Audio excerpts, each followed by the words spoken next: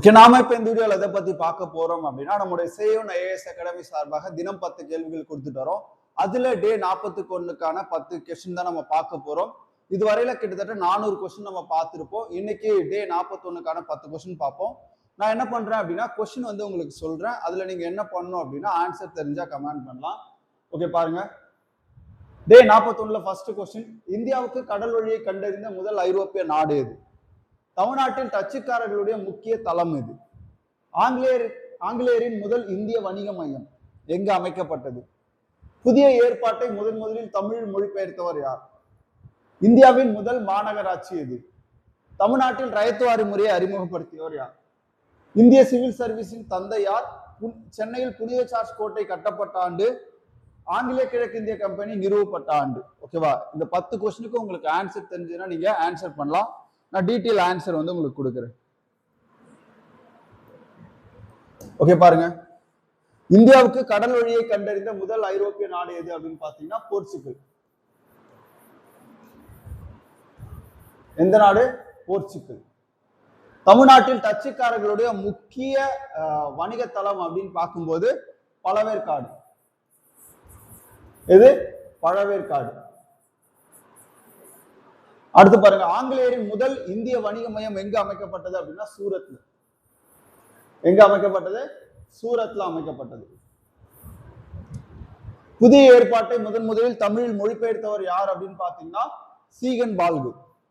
தரங்கம்பாடியில் அச்சகத்தை நிறுவிய சீகன் பால்கு. அடுத்த கொஸ்டின் பாருங்க, இந்தியாவின் முதல் மாநகராட்சி எது அப்படின்னா சென்னை மாநகராட்சி. 1688ல ஏற்படுத்தப்பட்ட சென்னை மாநகராட்சி.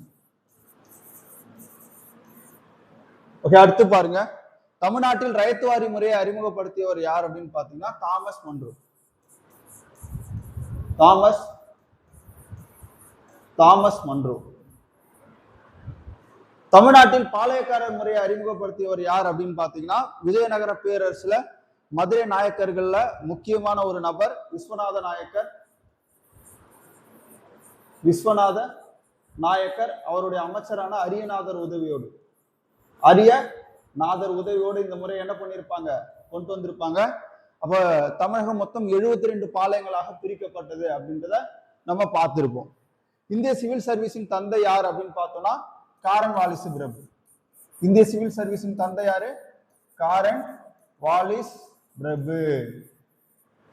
அடுத்து பாருங்க, சென்னையில் புனித சார்ஜ் கோட்டை கட்டப்பட்ட ஆண்டு எப்போ? 1640. செயின்ட் சார்ஜ் கோட்டை. ஆங்கிலேய கிழக்கிந்திய கம்பெனி நிறுவப்பட்ட ஆண்டு எதுங்க? முதலாம் எலிசபெத்தோடைய பட்டயத்தின் அடிப்படையில 1600 டிசம்பர் 31ல வந்து பாத்தீங்க அப்படின்னா நிறுவப்பட்டது. ஓகேவா? இன்னைக்கான 10 கொஸ்டினுக்கான ஆன்சர் வந்து பார்த்திருக்கோம். ஓகே, இதுக்கான ஆன்சர் பார்ப்போம். ஓகே, இந்தியா வந்த முதல் ஐரோப்பிய நாடு எது? போர்ச்சுகல்.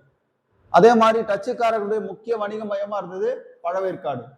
ஆங்கிலேயர்கள் முதல்ல எங்க வணிகத்தளம் அமைச்சாங்க? சூரத்ல 1613. புதிய ஏற்பாடு சீகன் பால்குடையது. சென்னை மாநகராட்சி எப்ப தோற்றுவிக்கப்பட்டது? 1688.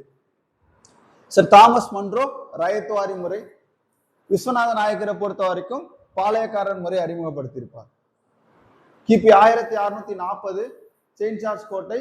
ஆங்கிலேய கிழக்கிந்திய கம்பெனி எப்ப நிறுவப்பட்டது? 1600 டிசம்பர் 31. ஓகேவா? அப்ப இன்னைக்கான 10 கொஸ்டினுக்கான ஆன்சர்ஸ் வந்து பார்த்திருக்கோம். ஓகேவா? இது உங்க ஃப்ரெண்ட்ஸுக்கெல்லாம் ஷேர் பண்ணுங்க. இந்த மாதிரி நம்ம எக்ஸாம் முடிகிற வரைக்கும் முக்கியமான 10 கொஸ்டின் அப்படின்றத கொடுத்துட்டு இருக்கோம்.